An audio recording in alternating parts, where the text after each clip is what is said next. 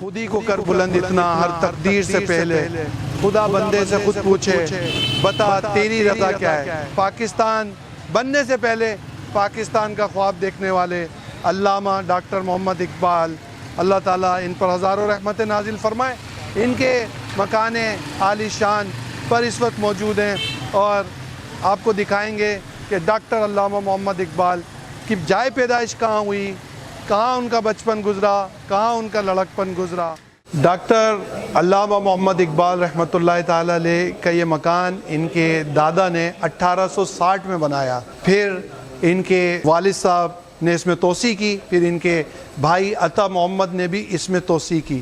پہلے یہ مکان خالی ایک منزل پر تعمیر تھا، پھر جب اس میں توسیع ہوتی گئی تو یہ 3 منزلہ پر تعمیر ہو گیا۔ علامہ صاحب نے یہاں پر اپنا بچپن گزارا ہے، یہاں پہ اپنا لڑکپن گزارا ہے۔ ہم یہاں پر برکت کے لیے آئے ہیں کہ ایک عاشق رسول نے جہاں اپنا بچپن گزارا وہاں ہمیں اس کی برکتیں حاصل ہوں۔ یہ ڈاکٹر صاحب کی جوانی کی تصویر ہے۔ ڈاکٹر صاحب لاء پڑھنے کے لیے یورپ گئے، جرمنی کا سفر کیا، پھر ڈاکٹر صاحب پالیٹکس میں آئے، مسلم لیگ جوائن کی، اور اس کے ساتھ ساتھ ڈاکٹر صاحب شاعری بھی کرتے رہے اور مشرق پاکستان کا خطاب آپ کو ملا۔ ڈاکٹر صاحب کے شجرہ نسب پر اگر نظر ڈالتے ہیں تو آپ کے دادا شیخ جمال الدین اور پھر آپ کے والد شیخ نور محمد جو اس میں لکھا ہے، پھر آپ کے بچے، یہ پورا شجرہ نسب یہاں پر موجود ہے۔ کئی اور تصاویر بھی موجود ہیں۔ ہم نے آج آپ کو ڈاکٹر صاحب کا یہ گھر دکھانا ہے اور گھر کے ساتھ ساتھ جو ڈاکٹر صاحب کا عشق رسول رہا یا ڈاکٹر صاحب نے اپنے کلام میں کہا اس پر سمجھانا ہے۔ مجھے ڈاکٹر صاحب کی ایک بات یاد آ گئی۔ ڈاکٹر صاحب اپنے کلام میں کہتے ہیں کہ اگر میں مدینہ شریف آؤں تو یا رسول اللہ صلی اللہ تعالی علیہ وسلم، یہ جو پلکیں ہیں ان سے آپ کے روزے کی جھاڑو دوں، صفائی کروں۔ اس طرح اپنے کلام میں عشق رسول کا اظہار کیا ہے۔ ڈاکٹر صاحب کی وہ تصویر جو اپنے صاحبزادے جاوید اقبال کے ساتھ ہے، یعنی جاوید اقبال ابھی بہت ینگ ہے اور ڈاکٹر صاحب نے ان کی وہ ساتھ تصویر لی ہے۔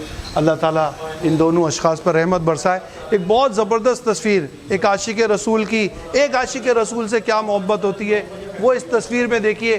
1929 کی بات ہے، غازی علم دین جسے اس وقت کی گورنمنٹ نے، انگریزوں کی حکومت تھی، سزائے موت دی۔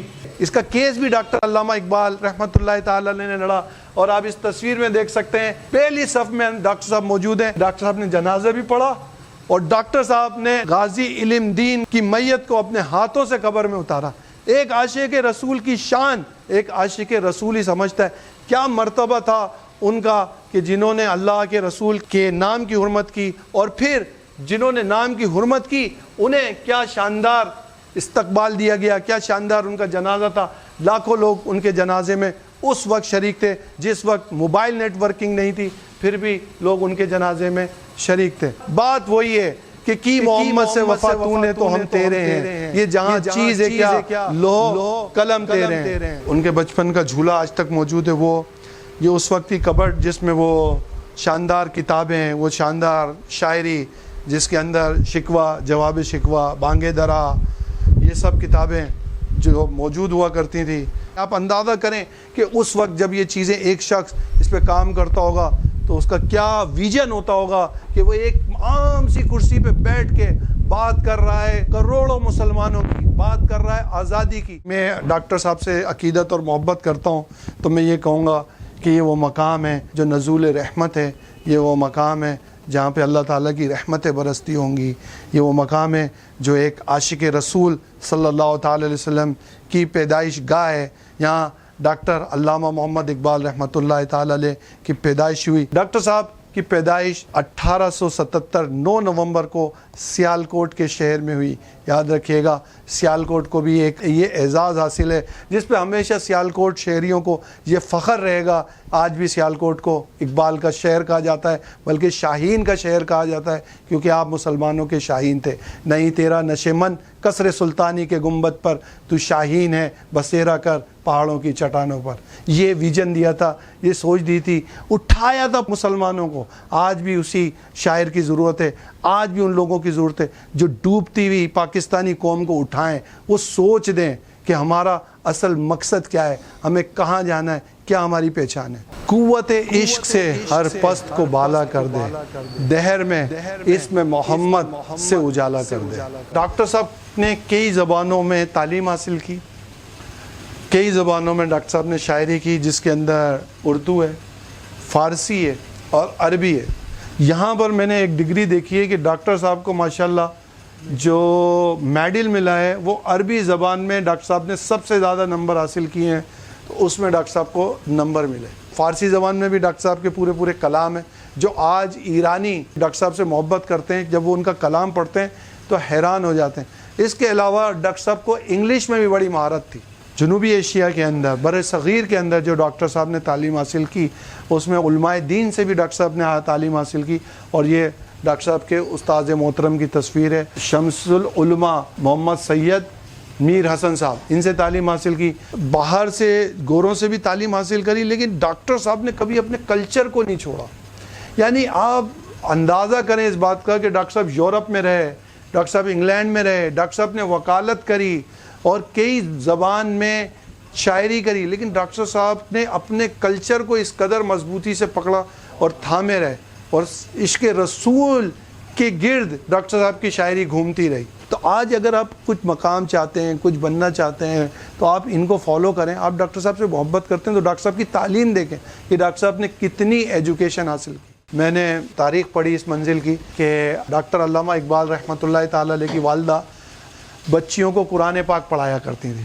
یہ بھی ایک بڑی فضیلت کی بات ہے، اور جب بچیوں کو والدہ قرآن پاک پڑھاتی ہوں تو ان کا اپنا بچہ کیسے ہوگا، وہ ڈاکٹر اقبال کی صورت میں آپ کے سامنے ہے۔ یہ ڈاکٹر علامہ محمد اقبال رحمۃ اللہ تعالی علیہ کا اسٹڈی روم ہے، جہاں پر آپ اسٹڈی فرمایا کرتے تھے۔ یہ جو آپ گھڑی دیکھ رہے ہیں، یہ آج سے 150 سال پرانی گھڑی ہے۔ ٹائم مینجمنٹ ہمیں ڈسپلن سکھاتا ہے۔ جتنے ہمارے بڑے اکابرین ہیں، چاہے وہ کسی بھی پروفیشن سے وابستہ ہو، وہ مذہبی ہو، دنیاوی ہو، ان کی کامیابی اور ترقی کا ایک راز ٹائم مینجمنٹ ہے۔ آج دیکھ لیں 150 سال پہلے ڈاکٹر علامہ محمد اقبال رحمۃ اللہ تعالی علیہ نے اپنی کرسی کے سامنے گھڑی رکھی ہوئی ہے، کس لیے؟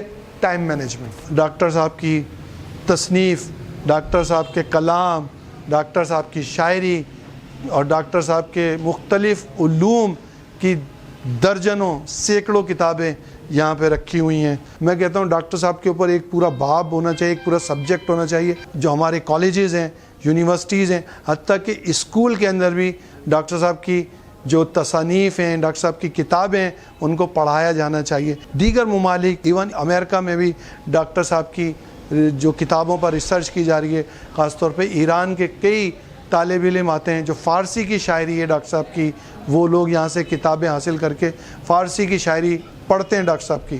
جو خدمات انہوں نے وہاں پہ دی، یہ آج اگر ہمارے بچوں کو پڑھایا گیا تو ایک بات میں ڈاکٹر صاحب کی یقین سے کہہ سکتا ہوں کہ عشق رسول کی شمع تو ضرور ہمارے بچوں میں روشن ہو جائے گی۔ اب جو ناظرین یہ دیکھ رہے ہیں، اس وقت جو بال پوائنٹ وغیرہ نہیں تھے، یہ دیکھیں دوات ہے اور وہ قلم ہے، ہولڈر پین، یعنی کہ دوات اس طرح اس میں ڈبویا جاتا تھا، ڈپ کیا جاتا تھا دوات میں، اور پھر تحریر کو لکھا جاتا تھا اور پھر اسے باقاعدہ خشک کیا جاتا تھا۔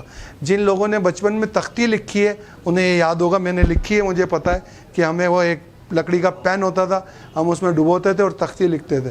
تو اس وقت کا یہ میں آپ کو پین دکھا دوں، اس پین نے تو پتہ نہیں کیا کیا لکھا ہے، وہ پین ہے اور وہ دوات ہے۔ یہ کچھ نوادرات ہیں جو آپ دیکھ رہے ہیں ڈاکٹر صاحب کی۔ ایک بات ضرور ہے ناظرین، ہم بہت ساری دعائیں مانگتے ہیں تو اللہ تعالیٰ سے عشق رسول کی بھی دعا مانگا کریں، اللہ تعالیٰ سے دعا مانگا کریں، اللہ تعالیٰ مجھے ان کے نقش قدم پر چلا جو تیری بارگاہ میں مقبول ہوئے، جنہیں تو نے اپنی پسند کا بندہ بنایا، جنہیں تو نے اپنی معرفت عطا فرمائی، ان لوگوں کے ساتھ میرا میدان محشر میں حشر ہو۔